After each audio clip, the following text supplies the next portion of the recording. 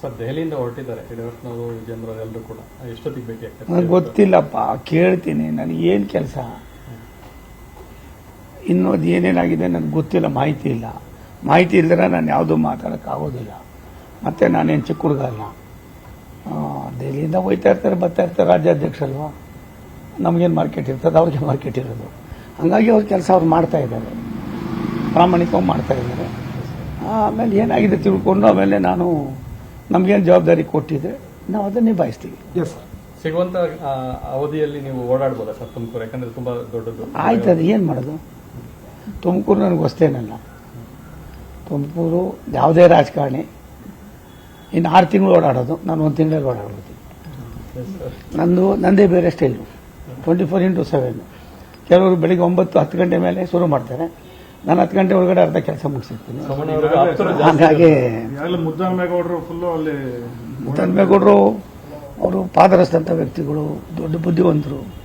ಅವರ ಜಿಲ್ಲೆಯವರು, ಯಾರ್ಯಾರ ಜಿಲ್ಲೆ, ಎಲ್ಲ ಜಿಲ್ಲೆಯವರು ಎಲ್ಲ ಅಲ್ಲ. ಬಟ್ ಒಂದು ನನಗೆ ನೋವಾಗೋದು, ನಮ್ಮಂಥವ್ರು ಕೂಡ ಅವನು ಆ ಜಿಲ್ಲೆ, ನೀವು ಜಿಲ್ಲೆ, ಅವನು ಹೊರಗಿನವನು ಹೊರಗಿನವರು, ಇವೆಲ್ಲ ಬಿಡದೆ ಹೋದರೆ ಈ ದೇಶಕ್ಕೂ ಭವಿಷ್ಯ ಇಲ್ಲ, ಆ ಜಿಲ್ಲೆಗಳಿಗೂ ಭವಿಷ್ಯ ಇಲ್ಲ.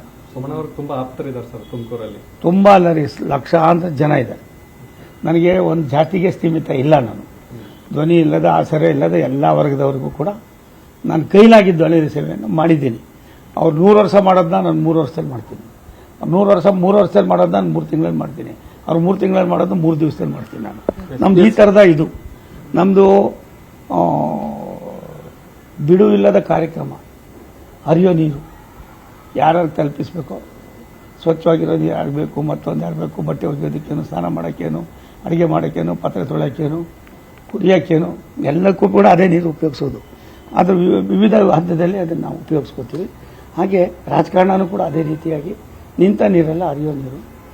ನಾವು ಅವಕಾಶ ಇದ್ದಾಗ ಸಹಾಯ ಮಾಡಿದ್ದಕ್ಕೆ ಸೋಮಣ್ಣನ ಬಗ್ಗೆ ಇಡೀ ರಾಜ್ಯದಲ್ಲಿ ಇವತ್ತು ನಾನು ಸೋತಿದ್ದೀನಿ, ನಿಜ, ಇಲ್ಲ ಅಂತಲ್ಲ. ಆದರೆ ಸೋತಿರೋ ಜೊತೆಗೆ ಸೋಮಣ್ಣ ಒಬ್ಬ ಕೆಲಸಗಾರ ಅನ್ನೋ ಒಂದು ಸಂದೇಶನೂ ಕೂಡ ಇದೆ.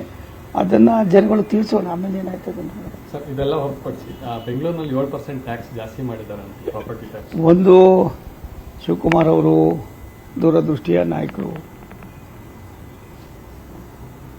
ಅವ್ರು ಏನು ಮಾಡ್ತಾವ್ರೆ, ಎತ್ ಮಾಡ್ತಾವ್ರೆ ಅಂತ ನಮ್ಗೇನು ಕೇಳೋದಿಲ್ಲ, ಹೇಳೋದಿಲ್ಲ. ನಾನೊಬ್ಬ ಇವಾಗ ಶಾಸಕನೂ ಅಲ್ಲ. ಅದ್ರ ಬಗ್ಗೆ ಏನಂತ ನಾನು ಇವತ್ತಾನೆ ಬೆಳಗ್ಗೆ ಪೇಪರ್ ಅದರ ಸಾಧಕ ಬಾಧಕಗಳನ್ನ ತಿಳ್ಕೊಂಡು ನಾನು ಮತ್ತೆ ಮಾತಾಡ್ತೀನಿ.